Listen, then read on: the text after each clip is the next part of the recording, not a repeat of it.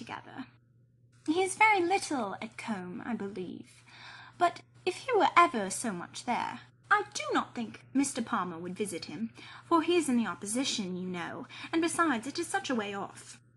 I know why you inquire about him. Very well. Your sister is to marry him. I am monstrous glad of it, for then I shall have her for a neighbour, you know. Upon my word, replied Eleanor, you know much more of the matter than I do, if you have any reason to expect such a match. Don't pretend to deny it, because you know it is what everybody talks of. I assure you, I heard of it in my way through town. My dear Mrs. Palmer! Upon my honour, I did.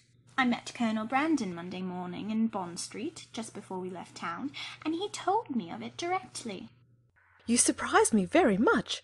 Colonel Brandon tell you of it? Surely you must be mistaken.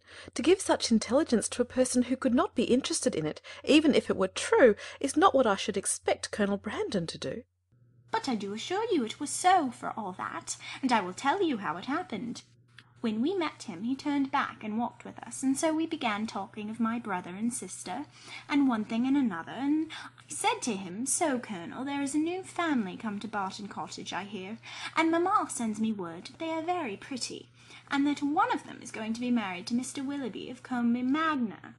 Is it true, pray? For of course you must know, as you have been in Devonshire so lately." And what did the Colonel say? "Oh, he did not say much, but he looked as if he knew it to be true, so from that moment I set it down as certain. It will be quite delightful, I declare. When is it to take place?" Colonel Brandon was very well, I hope? "Oh, yes, quite well, and so full of your praises. He did nothing but say fine things of you." I am flattered by his commendation. He seems an excellent man, and I think him uncommonly pleasing. "So do I. He is such a charming man, that it is quite a pity he should be so grave and so dull. Mamma says he was in love with your sister too. I assure you it was a great compliment if he was, for he hardly ever falls in love with anybody."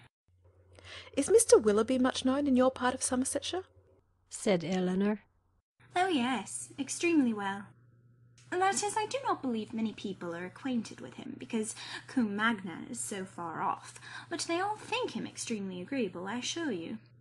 Nobody is more liked than Mr. Willoughby, wherever he goes, and so you may tell your sister. She is a monstrous lucky girl to get him, upon my honour. Not but that he is much more lucky in getting her, because she is so very handsome and agreeable, that nothing can be good enough for her. However, I don't think her hardly at all handsomer than you, I assure you, for I think you both excessively pretty, and so does Mr. Palmer too, I am sure, though we could not get him to own it last night."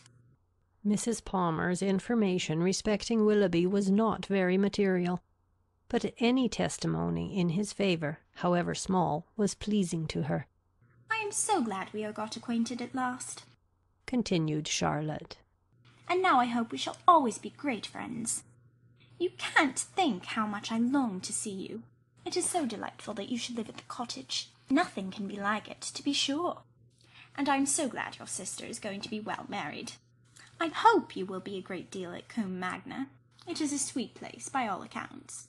You have been long acquainted with Colonel Brandon, have you not? "Yes, a great while, ever since my sister married. He was a particular friend of Sir John's, I believe," she added in a low voice. "He would have been very glad to have had me if he could. Sir John and Lady Middleton wished it very much, but mamma did not think the match good enough for me, otherwise Sir John would have mentioned it to the Colonel, and we should have been married immediately." Did not Colonel Brandon know of Sir John's proposal to your mother before it was made? Had he never owned his affection to yourself? "Oh, no, but if mamma had not objected to it, I dare say he would have liked it of all things. He had not seen me then above twice, for it was before I left school. However, I am much happier as I am. Mr. Palmer is the kind of man I like." End of chapter 20.